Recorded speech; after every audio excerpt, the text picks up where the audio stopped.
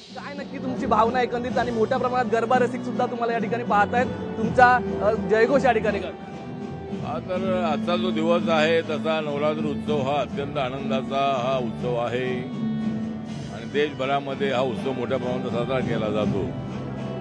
या कोरा केंद्रामध्ये नायडू क्लबच्या वतीनं आमचे मित्र गणेश नायडू आहेत, हे इथं हजारो आपल्या खेळाडूंना या ठिकाणी दांडिया खेळण्याची संधी देतात आणि नवरात्र उत्सवाच्या निमित्ताने देवीचं दर्शन घेण्याची संधी अनेक लोकांना मिळते।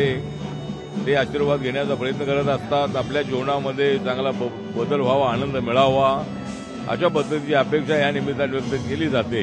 त्यामुळं मी जरी बुद्धिस्ट असलो तरी या देशातले जे सगळे धर्म आहेत त्या सर्व धर्माच्या आनंदामध्ये सामील होण्याची परंपरा आपण टिकवली पाहिजे।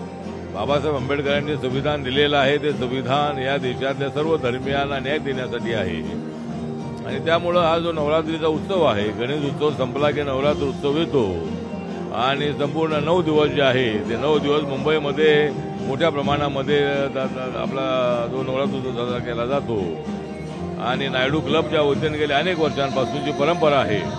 मी 15 वर्ष मी इकडे चारकोपला राहिला होतो, त्यावेळेला मी अनेक वेळेला नायडू क्लबच्या वतीने आयोजित केलेल्या या दांडियाच्या कार्यक्रमाला उपस्थित राहिलेलो आहे आणि आज या ठिकाणी मी इथं आलेलो आहे। मला स्वतःला आनंद आहे की या आनंदामध्ये सामील होण्यासाठी मी आलेलो आहे आणि नायडू क्लबनी अनेक तरुणींना या ठिकाणी दांडिया खेळण्याची संधी दिलेली आहे। त्याबद्दल नायडू क्लबचं मी हार्दिक आभार व्यक्त करतो। जय भीम, जय भारत, जय महाराष्ट्र। नायडू क्लब आयोजित नवरात्र उत्सवाला सर दरवर्षी भेट देत असता, यंदाचं वर्ष खास आहे, निवडणुका सुद्धा जवळ आल्यात, काय शुभेच्छा द्याल एकूण मराठी जे गरबा रसिक आहेत या ठिकाणी त्यांना? आता या सगळ्यांना मी एवढी त्यांच्याकडून अपेक्षा करेन की हा जो नवरात्र उत्सव आहे हा 5 वर्षानंतरचा शेवटचा नवरात्र उत्सव आहे आणि लगेच आता एका महिन्यामध्ये निवडणुका होणार आहेत विधानसभेच्या। त्यामुळे विधानसभेच्या निवडणुकीमध्ये जरूर आमच्या महायुतीला पुन्हा एकदा तिसऱ्यांदा सत्तेवर येण्याची संधी मिळेल अशा पद्धतीची आम्हाला पूर्णपणे अपेक्षा आहे। ज्याप्रमाणे नरेंद्र मोदीजी तिसऱ्यांदा प्रधानमंत्री झालेले आहेत, मला तिसऱ्यांदा त्यांच्या मंत्रिमंडळामध्ये संधी मिळालेली आहे मंत्री होण्याची, त्याप्रमाणे महाराष्ट्रामध्येही तिसऱ्या वेळेला नक्कीच महायुतीचं सरकार येईल अशी अपेक्षा व्यक्त करतो आणि आम्हाला निवडून देण्यासाठी सगळ्या मतदारांनी प्रयत्न करावा अशी त्यांच्याकडून अपेक्षा करतो। आज संभाजीराजे हजारो लाखो शिवभक्तांना घेऊन मुंबईत आले होते। महाराष्ट्रामध्ये जे अरबी समुद्रात छत्रपतींचं स्मारक बनणार होतं त्याचा शोध घेण्यासाठी अरबी समुद्रात गेले होते। कसं पाहता या सगळ्या राजकीय घटनांमागे तुम्ही? मला वाटतं की संभाजीराजे हे शाहू महाराजांचे वंशज आहेत आणि छत्रपती शिवाजी महाराजांच्या बद्दल त्यांना प्रचंड प्रेम आहे।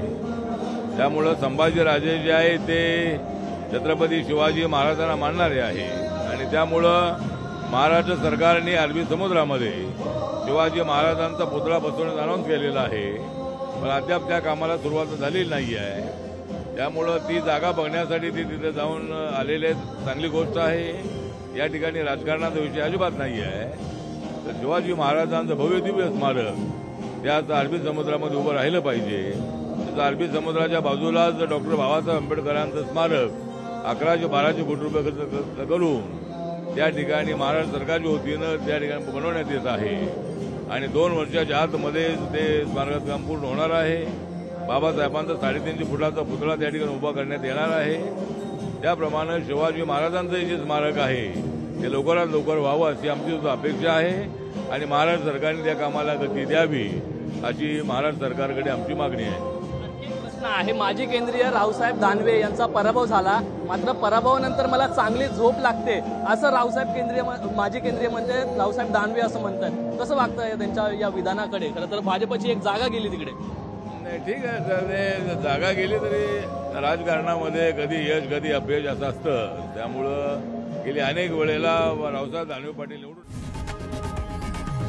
लोकशाही मराठी ऐका, पहा, जागरूक रहा।